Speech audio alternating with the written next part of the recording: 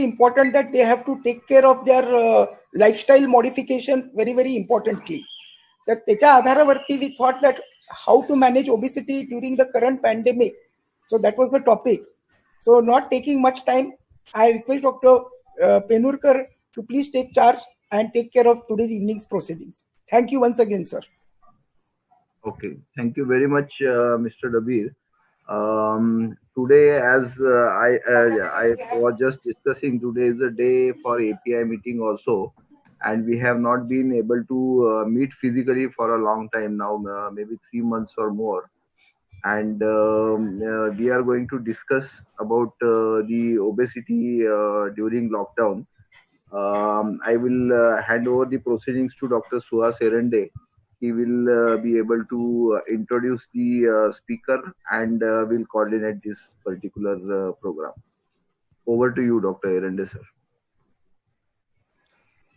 Thank you so much, Mukund. Thank you, Mr. Dabir, for supporting the program and initiating that idea of bringing obesity to the forefront of discussion.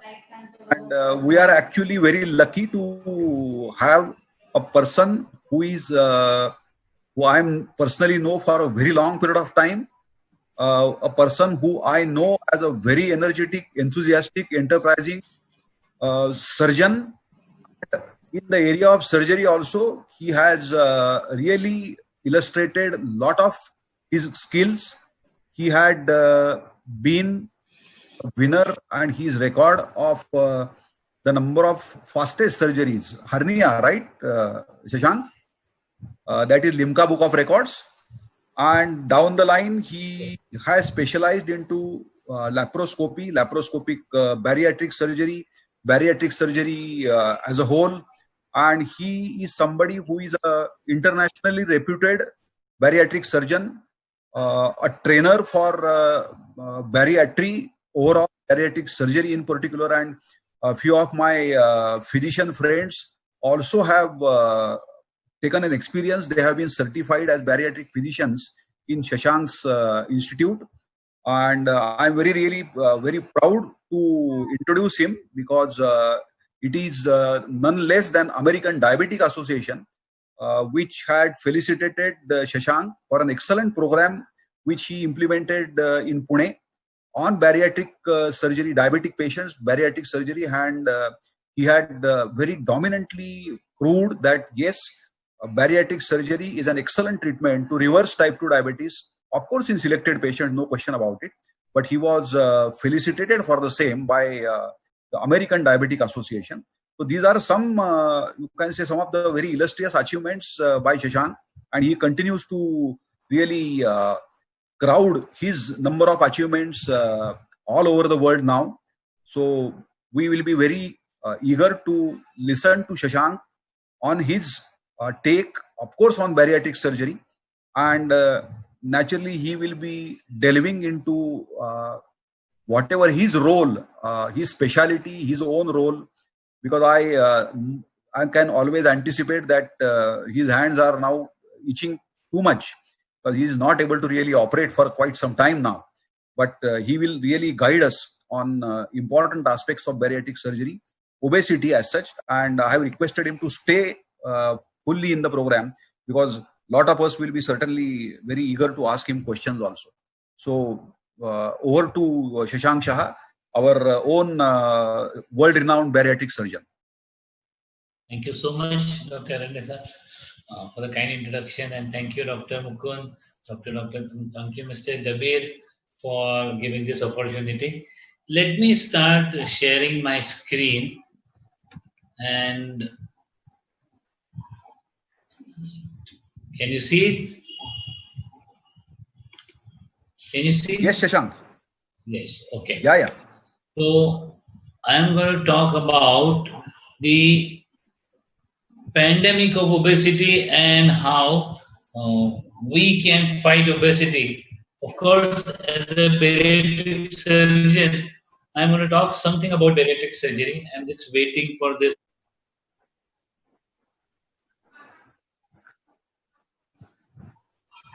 Yeah, I'm just trying to do that. So it's taking some time.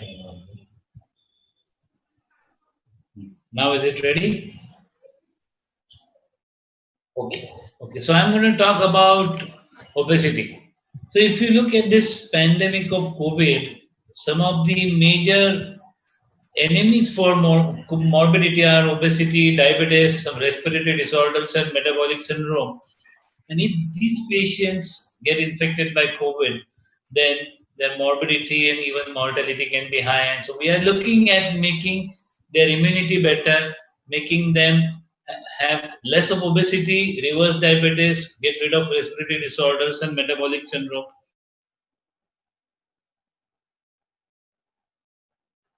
Did mention about some record, but I would like to share more.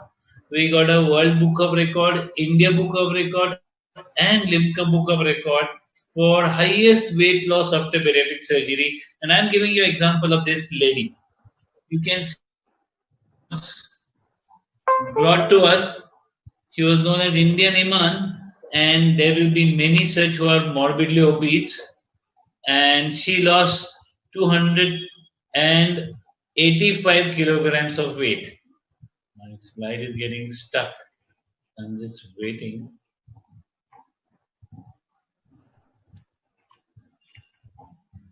Just give me a minute. So sorry. Can you see this? Slides are jumping for some reason.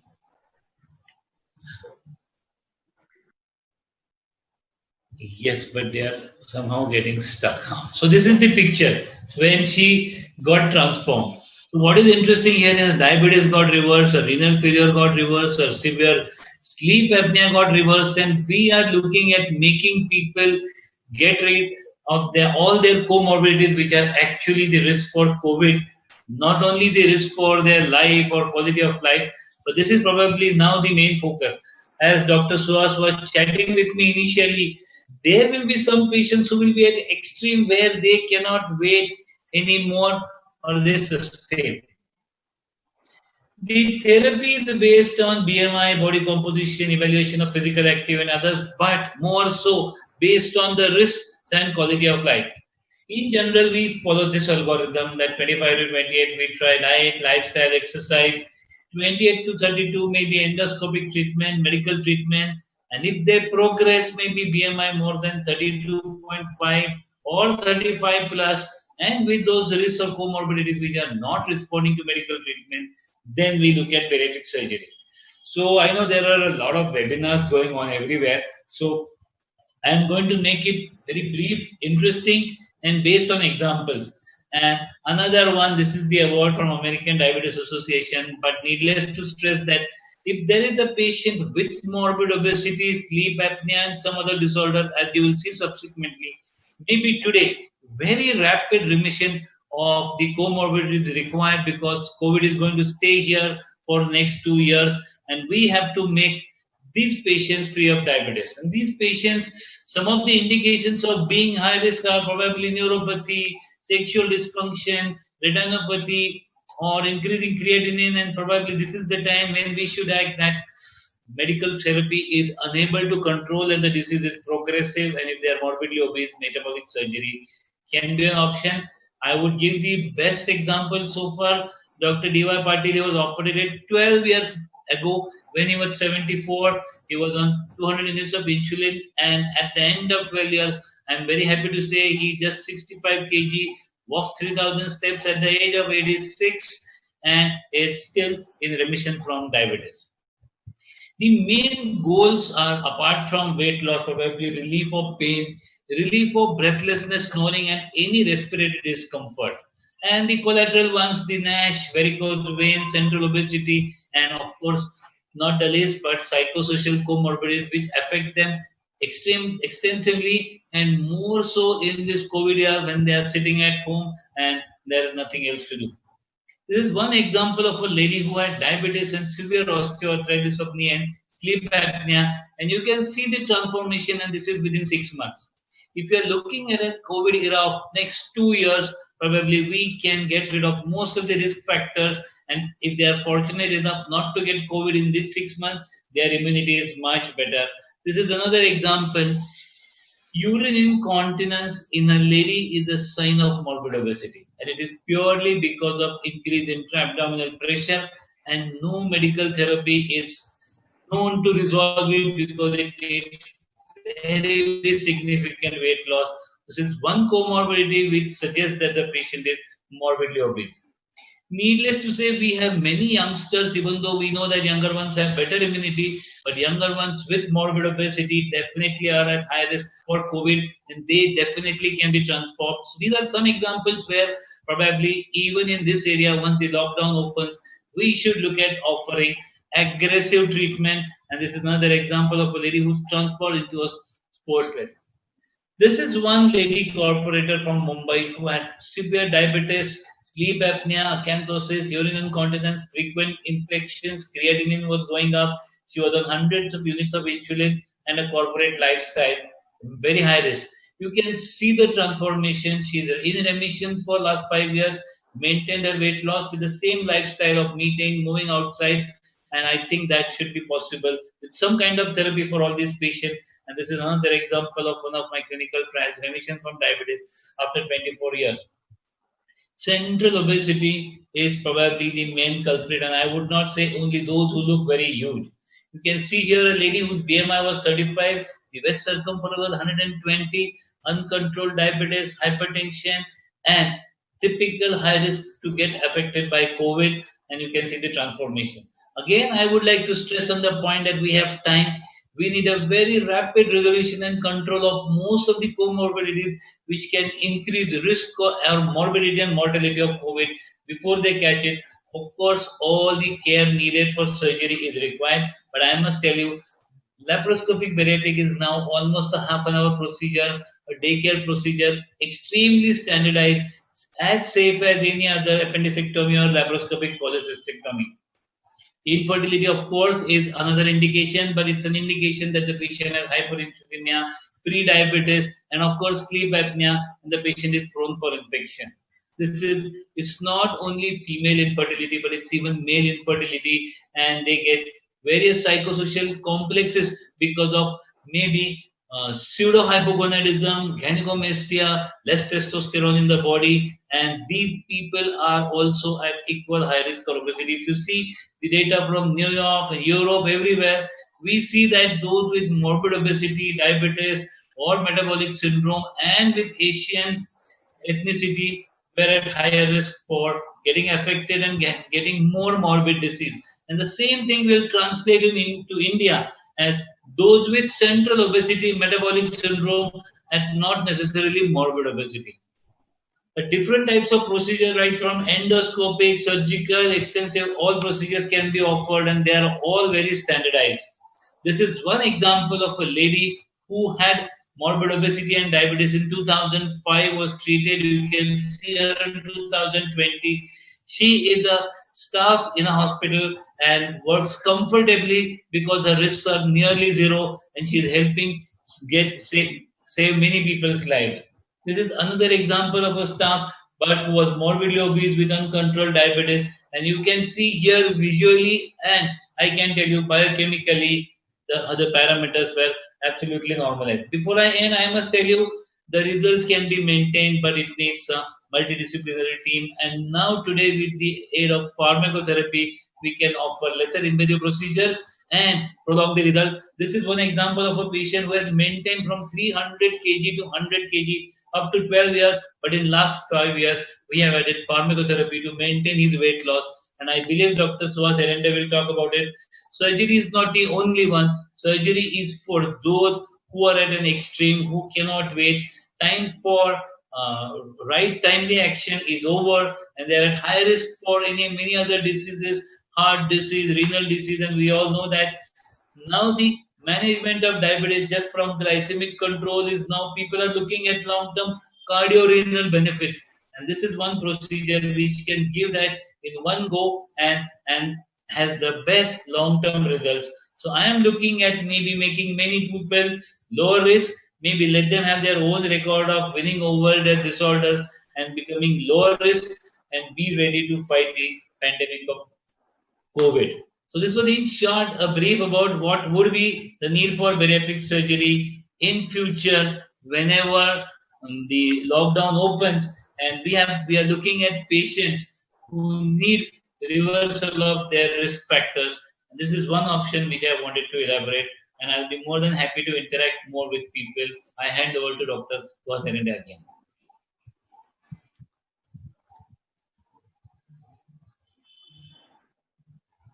Thank you so much, Shashank, for your very lucid demonstration of examples of different morbidly obese people suffering from various situations. One, of course, is the popular type 2 diabetes. However, it is hypertension, it is metabolic syndrome, and it is very peculiar to have people who are having urinary incontinence. Sexual dysfunction is something which all the physicians already know.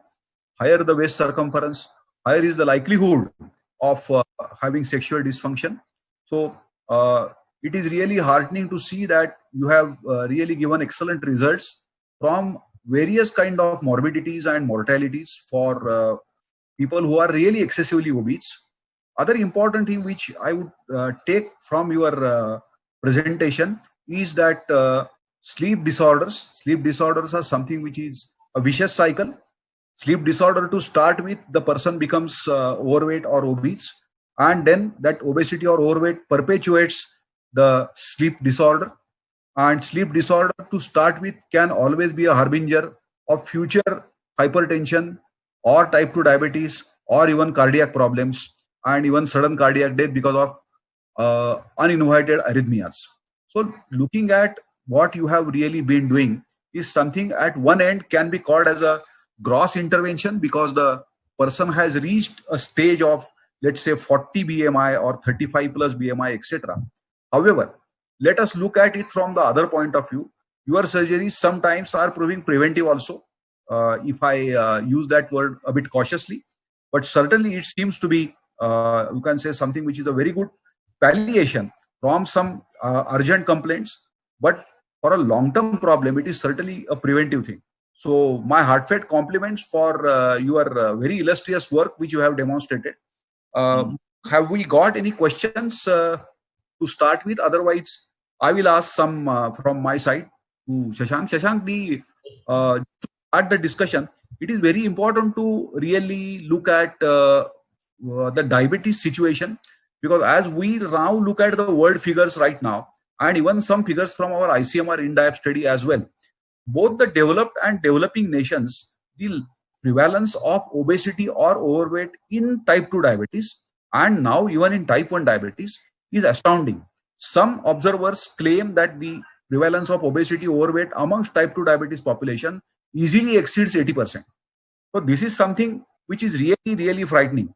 And looking at it from the world point of view, from the ICMR INDIAB point of view as well, we are already exceeding the standard US figures. US always used to say that 2/3 of the US population is either overweight or obese. They have exceeded that, but we are also already chasing them. Our own feature used to be described as central obesity or visceral obesity. All of us know Professor Yadnik's research and his publications. However, people now are looking at very recent articles from some illustrious diabetologists, especially Professor Venkatraman from the Emory University, US. He has actually written excellent review of South Asian diabetes, Indian diabetes in particular, very recently.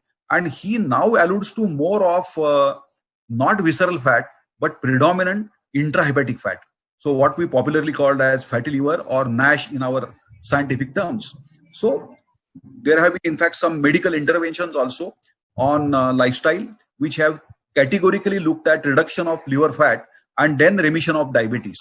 So from your point of view, you are being a surgeon and being dominantly into dealing with morbid obesities. But I am sure that you will be certainly dealing with some people who may not be that 35 or 40, but maybe something lower, but well, medically, they have dominant problems.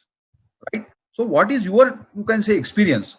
Are you really following the liver parameters or maybe sonology parameters of liver fat, and you used to really see that your surgery helps reduction of liver fat or intrahepatic fat? Okay, very intelligent question, and I think that is becoming another indication for metabolic surgery for NASH.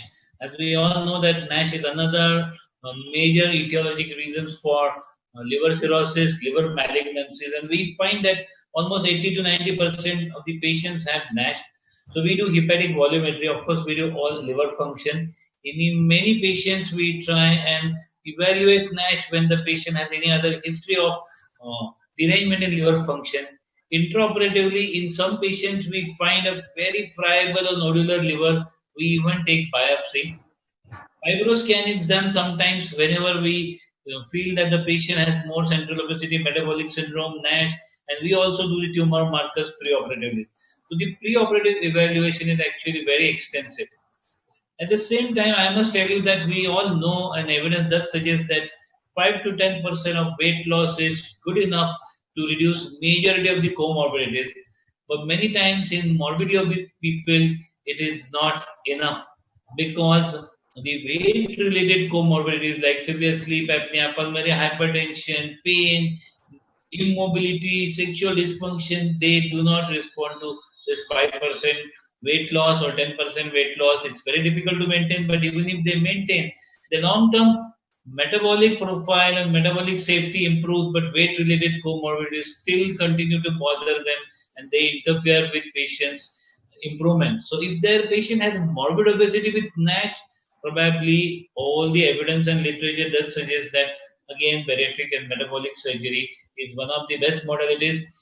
It is known to reduce fibrosis, it is known to reduce liver apoptosis, and it is known to reverse NASH in almost 80% of the patients, and 20% probably they would stabilize, but it is being used as one of the indications for metabolic and bariatric surgery. A very important point which I missed in my presentation, but you rightly pointed out. There is another the extension to the same point, Shashank, because all of us are physicians and we actually are always struggling to really keep the weights down, to keep the waist circumferences down. But we know the shortcomings in the lifestyle. It's very difficult to implement lifestyle today, and if it is even more difficult to keep that lifestyle maintained over a long period of time or lifetime, if I may say so. The important point here is our cupboard of the anti-obesity drugs. Sometimes it looks very good, it looks full, but sometimes what happens is a drug gets banned and then suddenly the cupboard is again empty. And we know that the only player which has sustained in the field Orlistat, it is a weak anti-obesity agent. Its own adverse effects also, fatty stools and so on. So, and we know the limitation. So the demand of the physicians is always at a drug, anti-obesity drug, which is robust as far as the weight loss results are concerned, and which should be something which should sustain and refrain the patients from adverse events in the long run. Because most of the times the adverse events come down after a time, 2, 3, 4, 5 years. So considering this, and our cupboard right now is chiefly the anti-diabetic drugs, like for example the SGLT2 inhibitors, like for example the GLP-1 receptor agonist, which are fairly all right. Liraglutide is something which has been actually approved by US FDA, as you know, and everybody knows that it has a separate approval as an anti-obesity drug in itself, even for non-diabetic people. So considering this, and maybe down the line, we are looking at SGLT2, SGLT1 combined. We are already having the publications on the GLP-1 and GIP receptor agonist combined. And the results are certainly very encouraging. The issue is injectables. Injectables multiplied by time or lifetime, always going to be a handicap. 2 is the price, because they are pricey drugs. So for the patient to continue them over a long period of time is always an issue, and they are always having their own adverse events also. So it is not that every patient accepts and is able to really continue with the drug.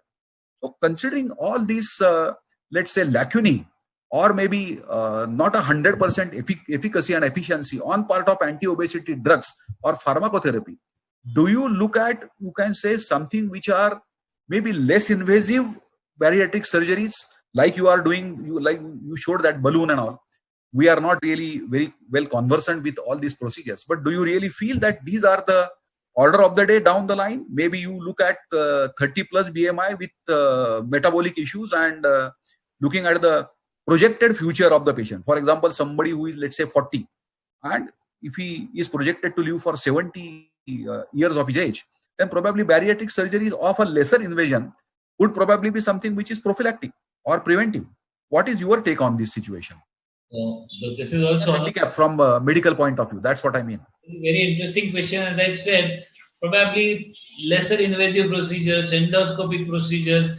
There are even new swallowable balloons. That means you can swallow a capsule like a balloon. It can swell in the stomach, remain there for some time. After some time, because of the pH in the stomach, the capsule will disintegrate and it pass down. And it can every time work. So swallowable balloons, maybe just plicating the stomach or folding the stomach on itself surgically during hiatus hernia or maybe endoscopically. Balloons are procedures which work only for a short duration. However, if we combine them with pharmacotherapy, then they can definitely give better results. So I definitely feel that lesser invasive procedures plus pharmacotherapy plus lifestyle change is going to be the future. Bariatric surgery will definitely remain for morbid obesity, super obesity, those who don't respond, but still it is going to move towards lesser or non-invasive therapy. And I believe there are newer medications which are in the pipeline. In few years, we will have medications, and bariatric has fortunately given a better understanding of the pathophysiology of the disease, the hormonal changes which can give new options of designing newer medications, newer combinations, just like we know about GIP, GLP-1, SGLT2 inhibitor, and we are looking at combination. Diabetes front, the progress is really excellent. For obesity, we are still eagerly waiting for a better option of treatment. Absolutely. That was something which was really a good learning for us, Shashank. The point now is everybody of us is in the throes of COVID pandemic, and we understand that. And you are in your first slide only, you had shown that it is not only obesity and the body mass index, but the other issues like metabolic syndrome, like type 2 diabetes, like maybe hypogonadism or maybe less testosterone, especially for the males. And then urinary incontinence, breathing difficulties, and osteoarthritis, so on and so forth. Now, coming to that respiratory issue, COVID is chiefly, you can say, something which is a respiratory issue. Of course, we also know that COVID can adversely affect the other major organs like heart. We have myocarditis, arrhythmias, myocardial infarction, and we also have a heart failure.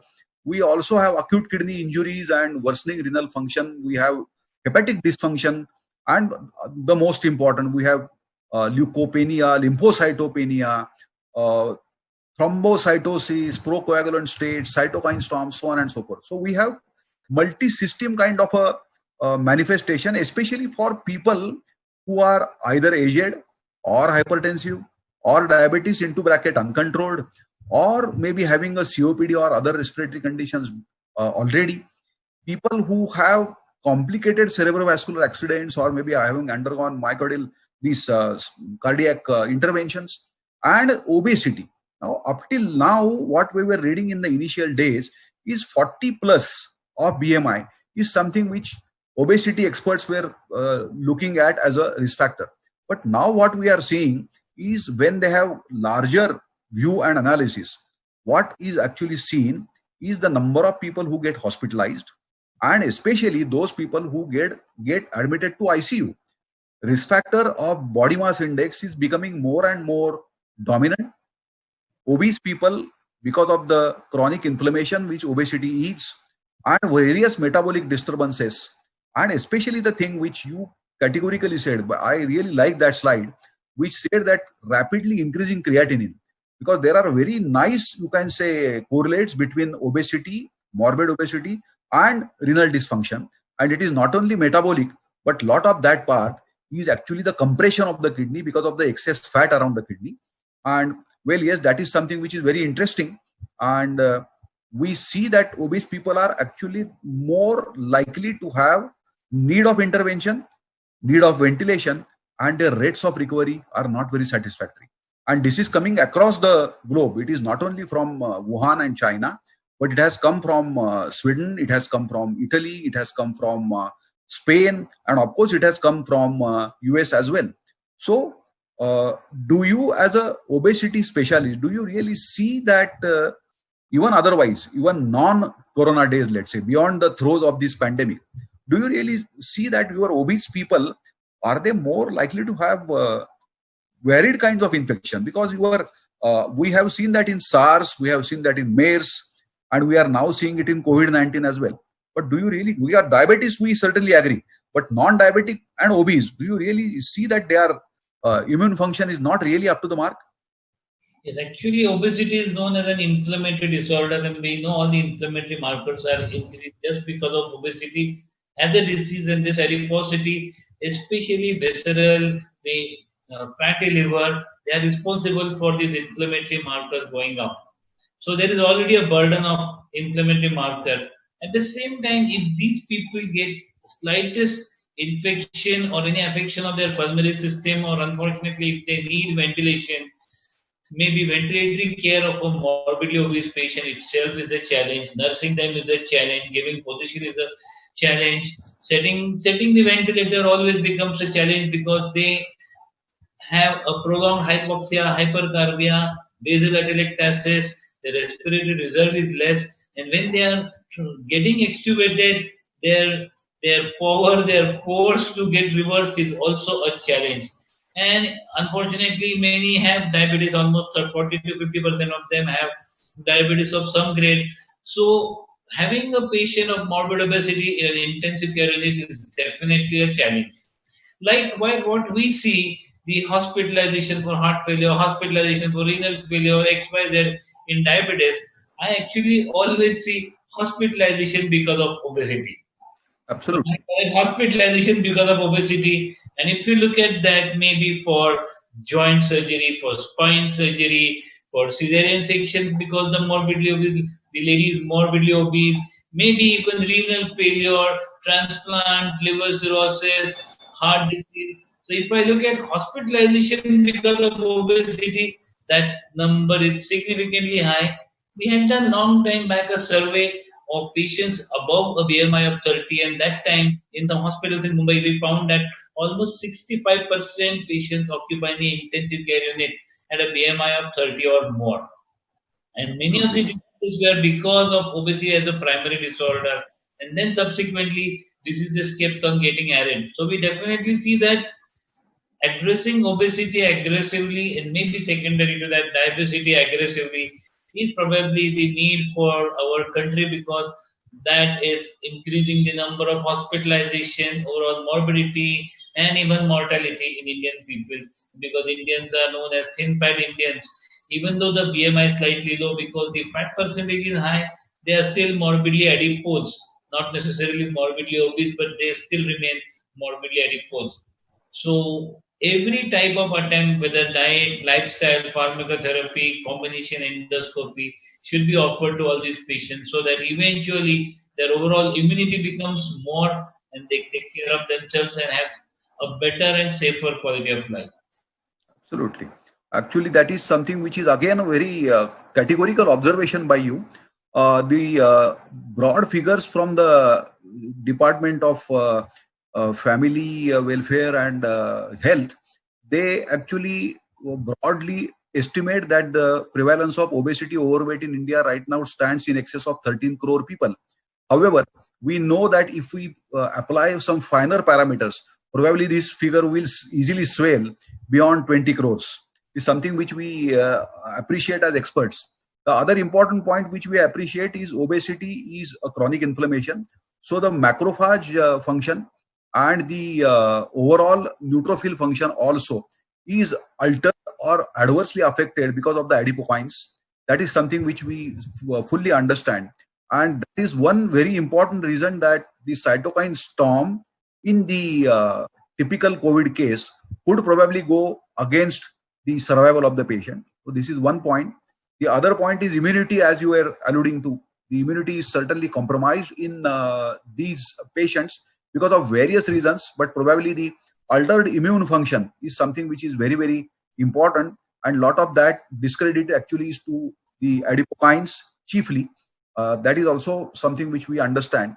Now, the COVID days impinge on the major two lifestyle factors. One is the diet, and the other is physical exercise. So people are homebound, and this is going to affect both the food intake as well as the physical exercise.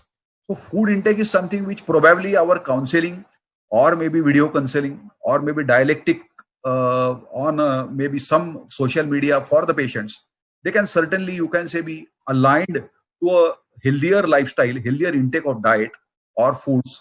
However, there are some places where probably the food supply chains are certainly compromised, and people may not be able to really procure healthy food items or healthy groceries.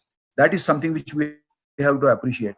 Stored food or prepared food, or the food which is easy to prepare, which usually is not health aligned, that is something which can be certainly assorted to by the people. Physical exercise, probably all of us need to really guide them on the home exercises. Of course, home exercises are possible only in a certain number of square feet of that house. If it is not, then it is again going to be an issue. Lot of our people may not have the equipments like exercise bicycle or treadmills available at home, forget the gymnasium. So considering this, probably all of us will have to find out and provide the correct scientific information and disseminate it to most of our people, because we know that quite a few of our people, more than probably half of every physician's OPD, is either overweight or obese. So considering that, this education modality on the audio visual social media, we have to really exploit that. And I would appeal to, because Mukund is already here and most of the API team is here, so we can probably as a team take up this effort under the umbrella of API so that it can reach lot of Punites in a proper sense and in a scientific way. Mukund, have we got any questions? Mr. Dabir, have you got any questions coming up to you? I would request the administrator to open the house for all the participants, all the attendees also, so that they can ask the questions directly, if any. Meanwhile, I would ask one question to Dr. Shah. You are a very good counselor. For many patients, you may be telling them that they need surgery, but many a times the people or the patients may not be ready for the surgery. In how many such cases you have seen only the diet and exercise is working for that particular patient? And many times, because as a physicians, in spite of counseling, they are not ready for surgery at times. So in that case, how many times you have tried different kinds of diets, and they have we have ensured that the weight has been under control? Very interesting fact. Majority of the patients who come to us probably are primarily not willing for surgery, but they say to look for an option whether it is appropriate for them.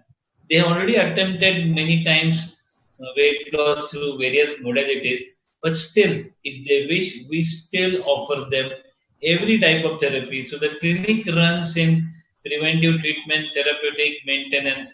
So if I see 100 patients, maybe surgery is done for 298, we have to offer medically. So we have a team of dietitians, psychologists, physical therapists, we have a body composition machine. So we try to offer lifestyle change, and we try and see many times a patient who has consulted me 8 years back ago and is following and attempting weight loss with various modalities, becomes diabetic, gets some admission for obesity, and then becomes ready. So this is the science. No one logically prefers to go to a surgeon or listen to a word surgery. But I think the situation is better. People are more educated. Physicians are accepting the results much better. I see it in every conference. Now the efforts are much less. People are more willing to opt for some kind of surgical procedure. And we still give them at least 6 months to 1 year of time, 1 year of time. Give them a goal and tell them that you can definitely attempt, but it cannot be endless and until it becomes very advanced or reversible when it is higher risk. So we gave them a goal, maybe lose 8 kgs in 6 to 8 months, maintain it for next 6 to 8 months, then lose 4 kgs. And whenever subsequently the goal fails once or twice, Maybe after a year or two, then we have to tell them that your metabolism is probably not supporting your attempts. Your hormonal compensatory changes are trying to regain your weight, and not in everyone's case it is possible to do a full-time job of weight loss and weight loss maintenance because they have career goals and other challenges, and it is possible. One positive aspect of this COVID times is in the urban area probably the eating style has become little better. Outside food was not available, hoteling was not possible. So the eating style is better, even though the quantity, the frequency might have increased, the stress might have added. They have added 1 or 2 kgs, but they can live without junk food. They can live without orders. So that is one positive aspect. I think everyone should take this note positively and request them to maintain the same thing and enjoy fresh food, the most over semi cooked and then over last is stored. Yeah. Shashank, can I ask you a brief take? We come across a lot of literature and a lot of practical issues post bariatric surgery. The typical precautions you take so that the patients don't regain the weight over a period of time, to the adverse events which follow the GI reconstruction, so to say, in the form of dumping or maybe GI symptoms like vomiting. Some patients get syncopal attacks, so on and so forth. And the other important thing, the supplement, because the you know very well that the American College of Endocrinology has, you can say, a huge list of different supplements which need to be given to these patients post bariatry over a period of lifetime actually. So how do you really manage these issues? A very important aspect, and probably the patient needs to be educated about everything of this even before the patient takes a decision of surgery. We have patient group meetings and we have a training session for patients to know what is life after bariatric surgery, care after bariatric surgery. And then they have been taken through various models of phases of diet, various recipes, how to enjoy within your bariatric procedures. And of course, now we have Indian versions of all those multivitamin supplements which are in line with the American Society of Metabolic and Bariatric Surgery and American Endocrine Society, which are much economical with the American products. But they have been extremely standardized and they can maintain the nutrition very well. Dumping, fortunately, is not too much of a problem in Indian patients because I think if they pass motion twice a day, they are more than happy. They come to me, doctor, Right. the saaf hoने lagla. Fortunately, the hypoglycemic episodes are extremely rare and uncommon, and they are more with Roux-en-Y gastric bypass. But I have seen only one patient in last 8,000 procedures over last 16 years. Only one patient had really hypoglycemia, which required some therapy. Otherwise, others compensate by change in diet. And in spite of doing all this, probably genetic physiology, patients starts regaining some amount of weight. For example, someone is 120 kg and comes down to 70 kg, will never be 70 kg for lifetime. Another 5, 6 years, he can be 78, 79. Fortunately, the comorbidity resolution is still maintained in spite of some weight gain. And now in today's times, we try and add pharmacotherapy. So those who had history of diabetes will be started on SGLT2 inhibitors. We try and offer GLP-1 receptor agonists. Of course, they are not still approved purely for obesity, but still liraglutide can still be used after bariatric surgery. If their craving is more, if the frequency is more, then we can use intermittent shots just to get their lifestyle back and not like a long-term use of liraglutide. But a combination of all these and maybe various functional foods, meal replacements, high protein replacement, and then high fiber replacement. So we have it's a combination of everything.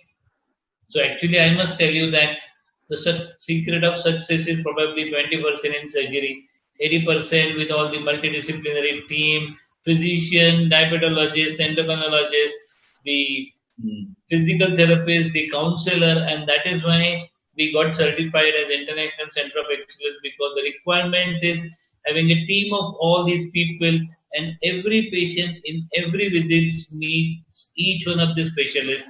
And it's not only that the patient visits the clinic. Long before the COVID era, almost 3 years back, we won the Best Digital Support Award.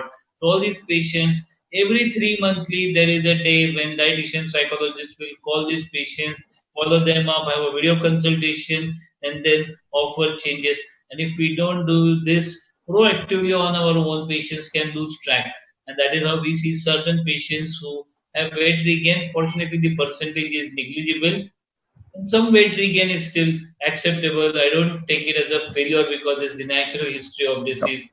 It's a lifetime disease. Yep. That was again something which you had shared a very important thing. Now, before actually stretching too much of Shashank, I would ask him the last question from my side.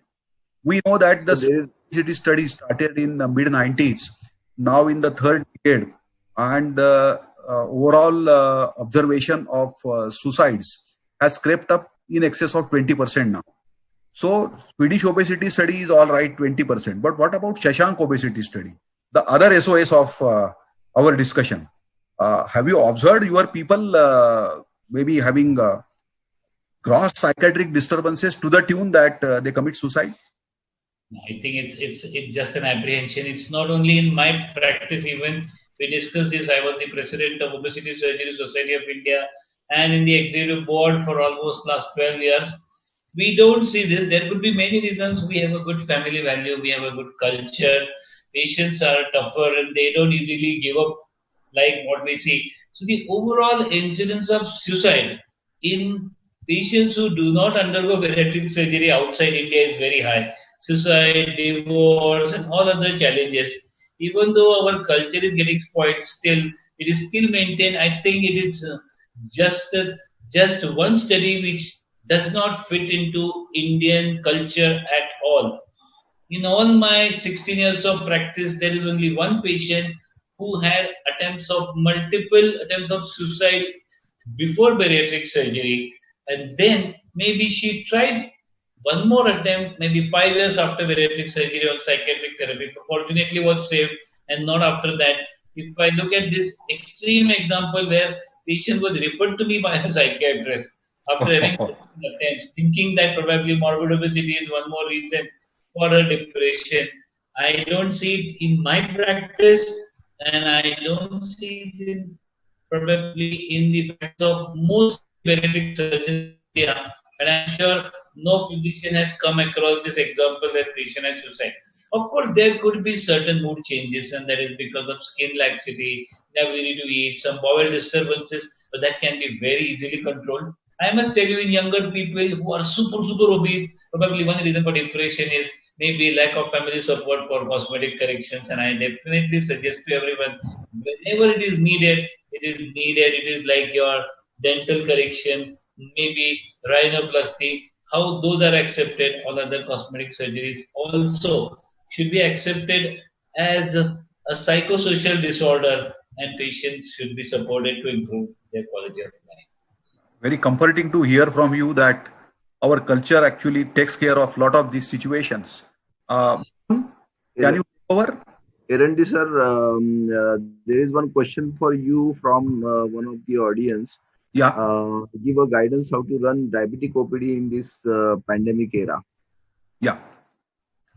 So the question here certainly will be looking at a good diabetes control should be the driving force to run the OPD, because we already have discussed enough that uncontrolled diabetes certainly is one thing which is problematic. We also understand that diabetes is not excessively predisposed to get corona. However, a diabetes, if he gets corona and if he is uncontrolled, then his risk of developing further complications and the need for ICU or ventilation and multi-organ failure is certainly more. And various nets like COVID net from US and similar nets from US, China, and a lot of other situations, they have categorically observed that anywhere between a third to maybe half of people who are in ICU and who require ventilator and who succumb to corona, they are diabetic. So we cannot ignore the fact if this interacts, then our diabetic people are destined to have problems. So you have to run the diabetes OPD. Take precaution about two things. Don't allow anybody to walk in. Do it in a very disciplined manner. Ask your patient to come only with an appointment so that there is no crowd in your waiting room. The social distancing is automatically taken care of because of the appointments. That is point number one. Point number two, nobody comes to you or to your clinic waiting without a mask. So that is duly to be instructed and supervised also. Ask everybody when he enters the waiting room to hand sanitize. You can arrange for that. That's very easy. And the most important, ask everybody to come with a recent report. If you do it with appointments, all these are possible. This can certainly allow you to not only keep the discipline of social distancing, hand sanitization, you can impart the education by keeping good posters of ideal behavior of a person in the COVID era. Not only a diabetic person, but even otherwise. RSHDI has distributed posters and maybe messages for the patients which you can display in the waiting room so that the ideal behavior messages, the scientific messages are automatically propagated when the patient comes to your OPD. So these are the things which you certainly should do. And I would strongly recommend that all diabetic clinics should certainly be open and run in a usual manner.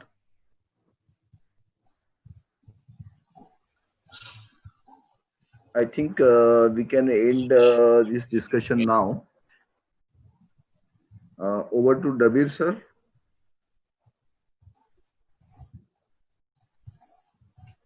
Dabir sir, unmute करायला लागेल. Unmute करा. Yeah. Just to share with you, we had kept the webinar even live on YouTube. So I presume some of the doctors, because YouTube is more easier to log in, a lot of doctors must have logged into the YouTube live also. So we'll get that feedback.